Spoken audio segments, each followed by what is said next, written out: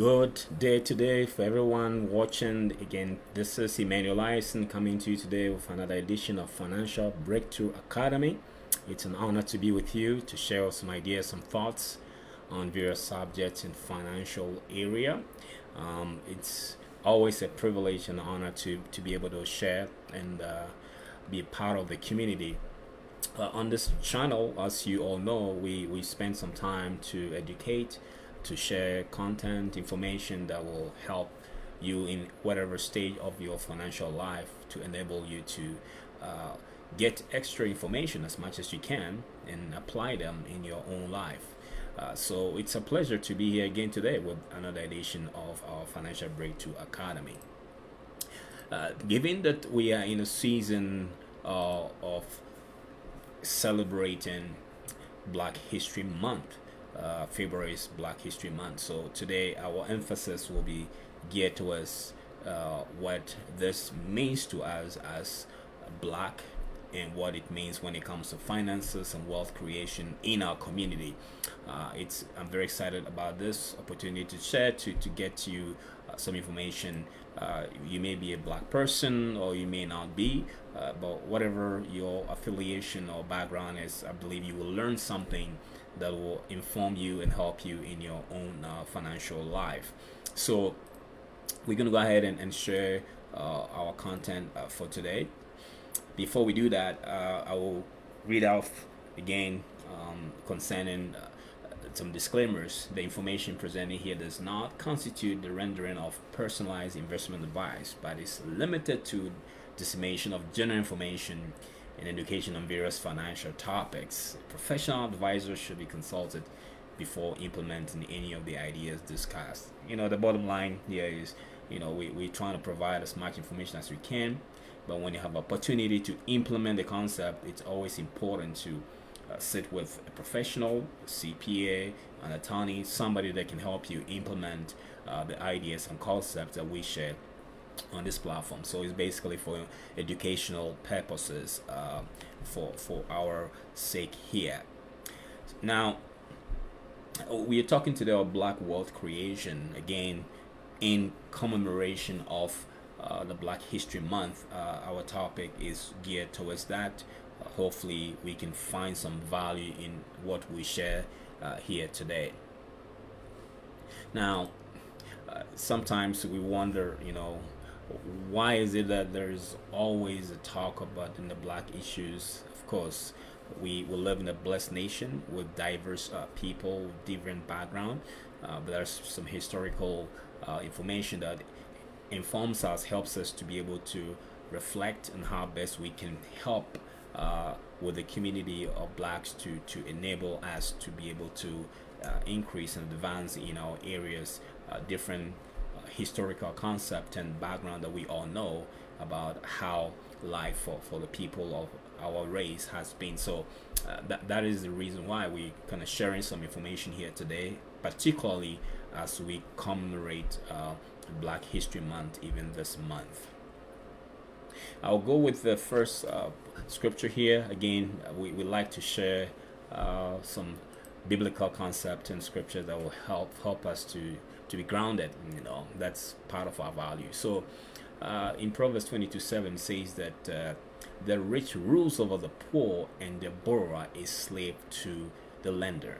So if you look at it in the context of what we are talking about in Black History Month, how Blacks over the centuries have historically, as we know, been through slavery at different levels in different places, and there's a biblical knowledge here that let us know that whenever we are in that position, especially when we have that lack of resources, those who own and those who are rich, financially speaking, tend to rule over those who are poor, and those who are in the position of being the lenders rule over those who are borrowing from. So there's a scriptural knowledge and information that we can learn from that. Now, Martin Luther King is attributed to with this statement that the time is always right to do what is right. So, as we celebrate Black History Month and as we commemorate and remember the struggles and the challenges that the black people from different parts of the world, in Africa particularly, as we remember all of that. There are certain things that could be put well or done right for all of us, and I think that some of it, frankly, our community can take the initiative with that. Especially when it comes to our finances. We can start doing some things about it as we address some of the challenges. In terms of the systemic issues that our society is confronted with. Is that right? So that is what is quoted by or from Martin Luther King, that the time is always right to do what is right. Okay. With that said, as we continue this session, if for any reason you want to maybe ask questions, you can go ahead, and frankly, we'd like you to share our information here, share the clip, share the broadcast, so others may be able to listen to and be informed. But if you like some personalized attention and maybe answer some questions we didn't address during the presentation, I would really encourage you to text your name to 720-575-1505. That allows us to reach out to you and provide a complimentary discovery call with you at no cost again, so that you can we can answer your questions or help you in any way that possible that we can. Now, I will be addressing a few key points today. I'll just talk briefly about Black History Month, and I'll touch on the Black Wealth by the numbers, look at Black financial professionals, touch on the Black wealth creation ideas, and then give a closing remark on Black wealth legacy. I believe that there's so many things we can discuss, but these are just a few of them that I've highlighted for our conversation today.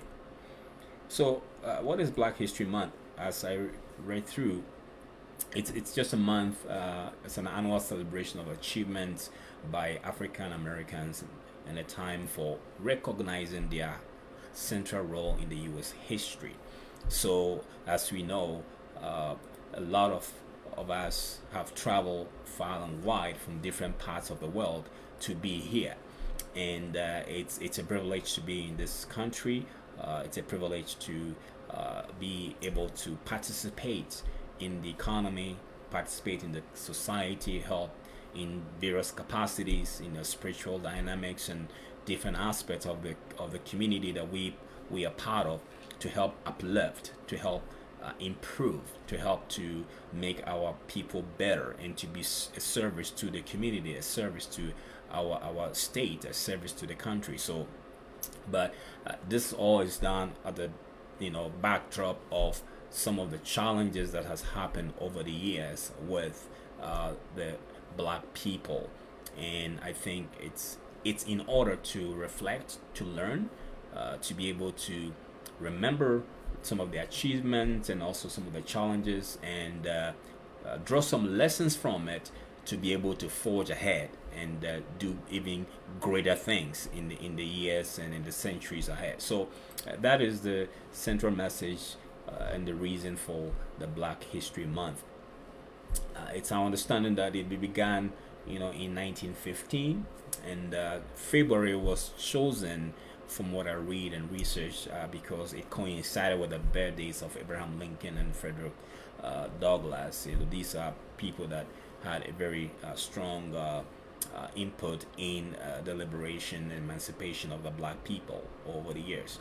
And this year's theme, I believe every year there's a theme that is chosen, and this year's theme is on Black health and wellness. And we know that a lot of the healthcare industry has so many Black professionals in different capacities: nurses, healthcare providers, of doctors, and all kinds of support staff that work in that industry. Now, our presentation today will not be necessarily on medical health or physical health per se. We'll be focusing our attention on the financial health of the Black community. That is where our focus is on for this channel. So, yes, the theme for Black History Month this year is Black health and wellness.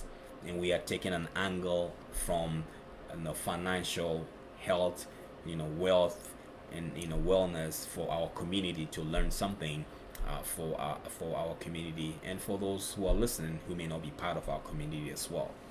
Okay, so well, let's look at the black wealth by the numbers. Okay, what numbers don't lie, all right? So let's see what does the numbers look like when it comes to black wealth and finances in the black community. Okay, so here are some very astounding numbers and statistics. Black spending power, okay, in 2021 is said to have been at 1.6 trillion dollars. Okay, with a T, 1.6 trillion dollars. That is a lot of spending power. Now, with that said, black net worth, had fallen. It falls by 14%. So even though our spending power is so great, that spending power doesn't seem to have translated. Okay, so that is very concerning. Okay, black home ownership is also said to have fallen by 3% since 2000. Okay, 3% decline since 2000. And another point there is that the racial wealth gap has declined. Okay, 11 trillion. In other words, the gap, I would say, increase, if I may say, rather, has widened. Is that right? It has widened $11 trillion, up to $11 trillion. In other words, if you take the general population of the white and the blacks, the wealth gap is said to be at $11 trillion.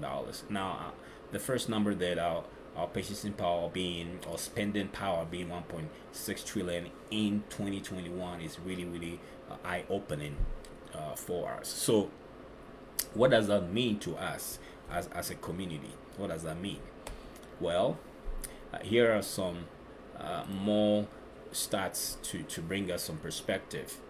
Over here, we see McKinsey and Company showing the median family wealth over the years from 1992 through to 2000, I believe it was 16 there.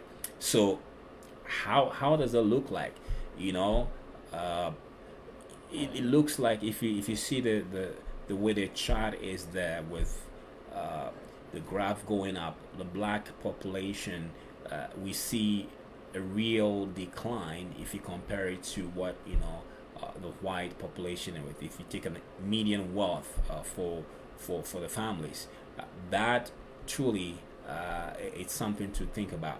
Now, there were a couple of seasons, the 2001 and 2007ish, where there was the recession, we all know about. Nonetheless, if you take all the way to 2016, the gap is about 10 times. Okay, that's a real gap right there for us. Now, when you also look at the median income of black household in the United States between 1990 to 2020, we are seeing that, during some years, starting in the 1990s, some decline, and then it kicks up, moderate increases to early 20s, and of course in the 2000s it starts to fall off because of 9/11 and other things that happened, and of course in 2011, 2001 early on, there was that peak off and declining down, but over the years, we've seen the last couple of years, is just at the end of the graph here, we find some decline happening with that as well. Now, how does it look when we look at it from a perspective of ethnic groups? Now, if we look at the histogram here, we're finding that, let's look at it, say over 200,000 income range over 200,000. It's barely for our race, like 4.8%. The last row there, that's the percentage of people that have that level of income. If you compare that to white and non-Hispanics, that like 11.7% of the ethnic group have that income of about 200,000. Now, even with the Asian community, we also find it 19.9%. Okay, now when you take rather income of household below $15,000, our community, we are taking about 18% of that. That's, in other words, more people are in that category compared to white alone or non-Hispanics, just like 7.6%. Now, what about about 15,000 to say $25,000? That's also about 11.7%. Okay, so if you combine the two, it's almost 30% of the income of the household of the black community falls below 25,000. That's a huge number.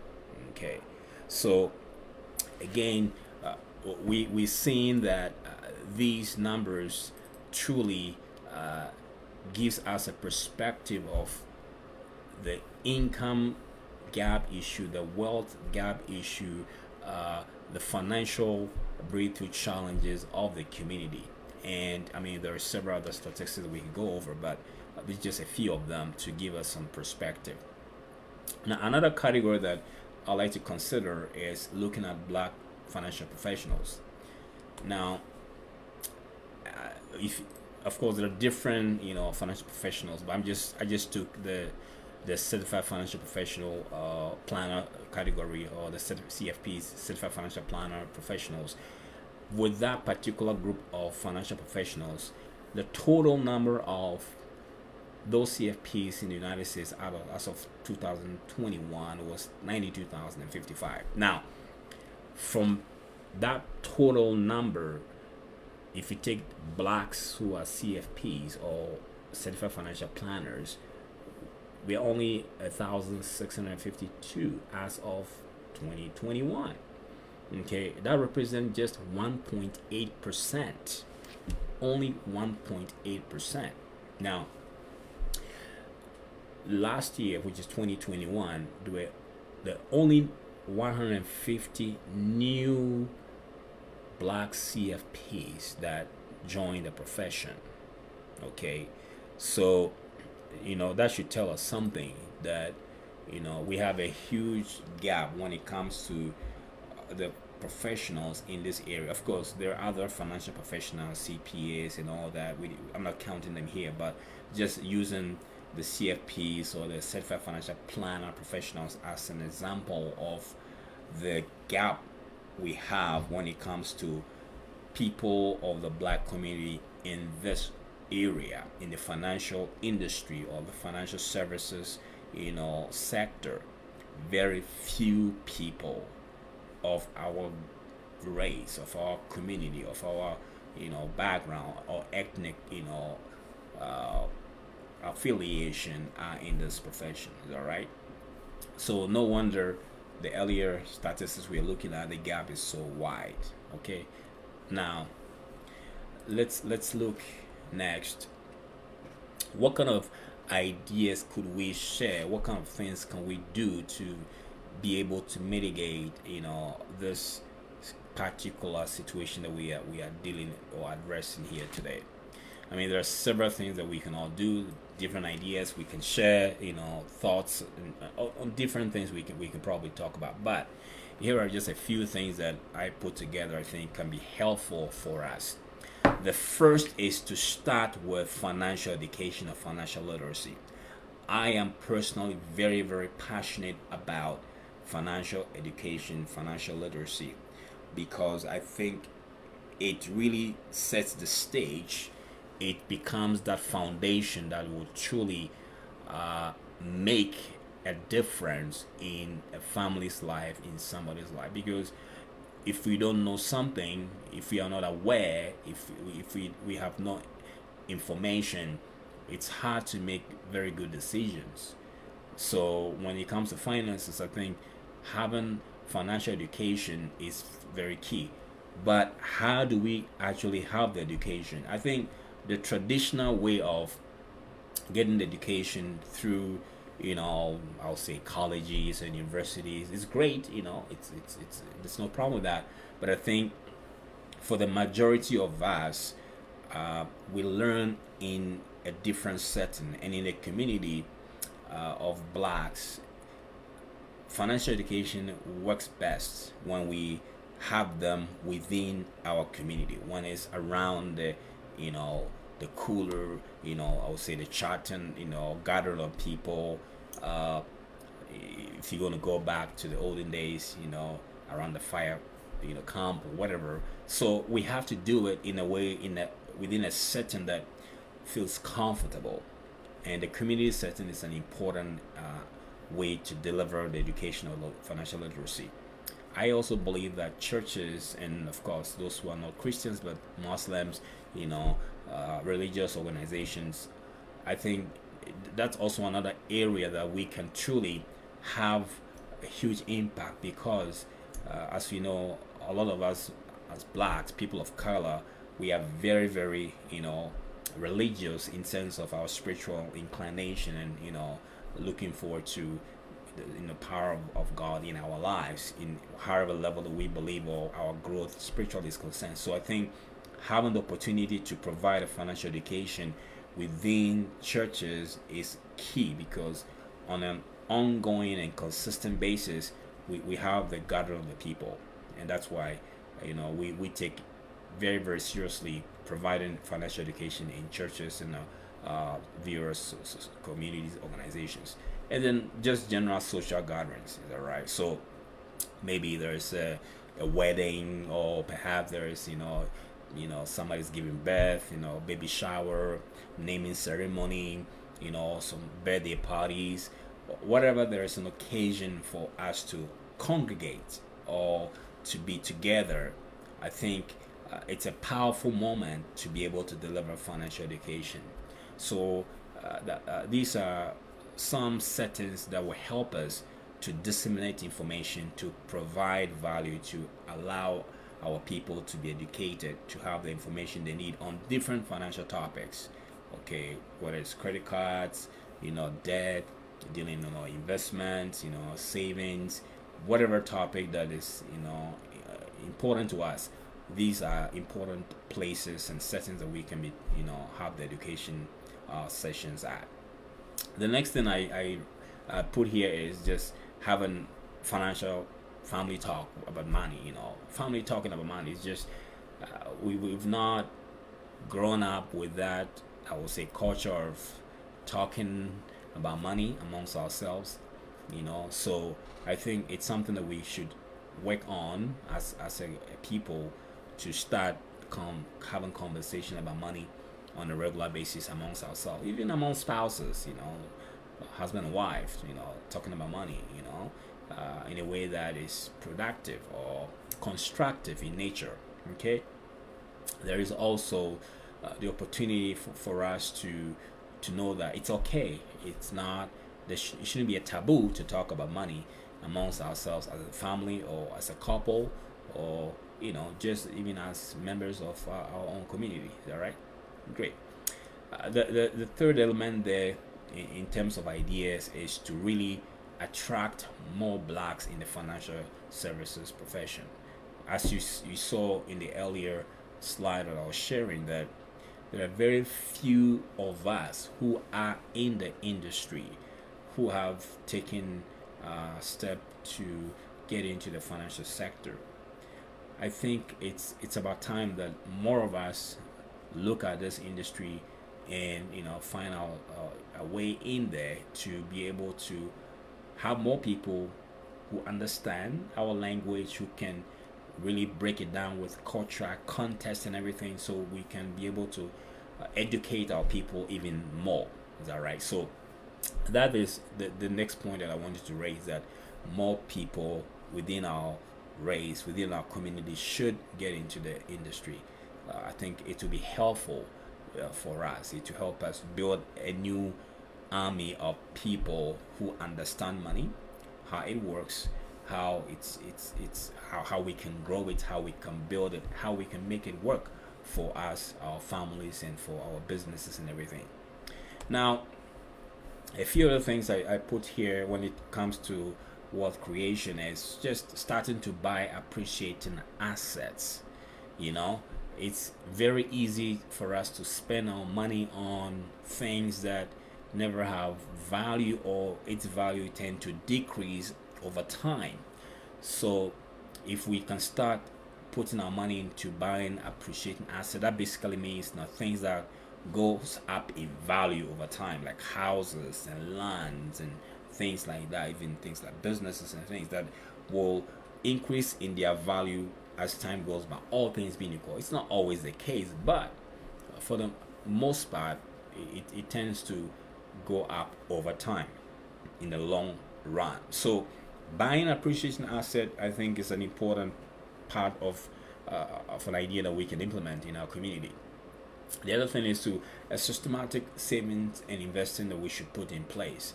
Uh, for so many times, we've sat with clients that their workplace had a 401k plan, but they were not contributing towards it because for some reason they don't see the value, they didn't understand how it works, maybe they didn't trust the system or fear of losing their money and all that.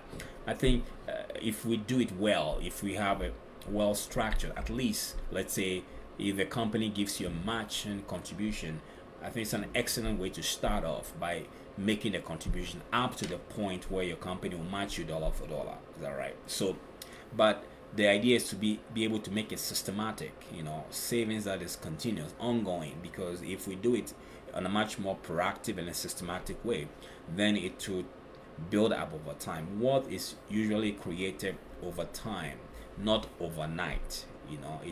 It happens over time. Most often when it's overnight, it just disappears just as quickly as well. Is that right? So let's do some systematic savings investing with 401ks through workplaces or IRAs, Roth IRAs, and all that. The next point is actually starting the investing habits early. Start investing early. As early as when we are kids. We have kids in our families. We are babies. If you start putting money together for them, guess what? By the time they are a little bit older and they start to maybe have a part-time job and all that, they will start to learn the habit of saving and investing. So that is the whole idea, starting early. And of course, for we ourselves, if you want to attain a specific financial goal at a specific time, if we start early, it's more likely that we can reach our goal, because again, time and the power of compounding will work on our behalf, so that the wealth creation that we are talking about in our community can be actually materialized or realized. Okay, so these are the some of the areas or thoughts I had on that. Now, the last thing is Black Wealth Legacy. How do we wrap this all up? Well, I think the point here is, yeah, our generation may not have seen the way we want things to be. We didn't experience all that we wish we had because of the struggles we've been through as a race and all that. But with all of that said, we can still lay a foundation for a better future. And that is the idea. How do we lay a foundation for a better tomorrow for our kids and our children? Okay, simple things. Let's act today. Take action today. You're listening. You have a desire to start a retirement plan or saving plan, but you've really postponed it, procrastinated. Give us a call. Reach out. Or whoever is your professional, start the process. Is that right? And then, if you want to build a legacy, it starts with you. We are the ones that will make the first move. And the next thing is, let's spread the word. Let's other people hear about what is possible when we start to do these things. And ultimately, as we do all of that, we are laying a foundation for the next generation. I think that is the whole idea, that with all that in place, we can now really make a huge difference in our family's life, in our community, in ourselves. Okay, so anyway, as we wrap up, if you would like to have an opportunity to talk with us, just text your name to 720-575-1505. We'll reach out for a complimentary discovery call and share some ideas with you, and hopefully that can be of a blessing. That was all we had today. Again, our focus today was just sharing something that connects with our Black History Month. Talking about Black wealth creation, knowing the history of the Black race, the challenges, the struggles that we have been through, and our forefathers have been through. How do we change the narrative? How do we start afresh? How do we have a different direction? How do we bring about a whole new set of parameters that will put us at the right place? Yes, we've been through a lot. Yes, our race has been through a lot. But with all that we've learned, experiences we've been through, I think it can enable us to set ourselves apart. Let us, because we are blessed people, we have the same opportunity. We can make things happen. But if we take the step, we take the action, we change our mindset and begin to act proactively on our finances, I believe the wealth gap would shrink. We may not see 100% closed up, but in our generation, we would have laid a foundation for better things for our children and children's children. And the story will be different. The chapter of our life in the future will not be the same as today because we did something different for our posterity. With that said, I would like to thank you for being with us today, and we look forward for the next opportunity. Again, this is Emmanuel Ison, your host for Financial Breakthrough Academy. Have a wonderful rest of the week. We'll be back very soon.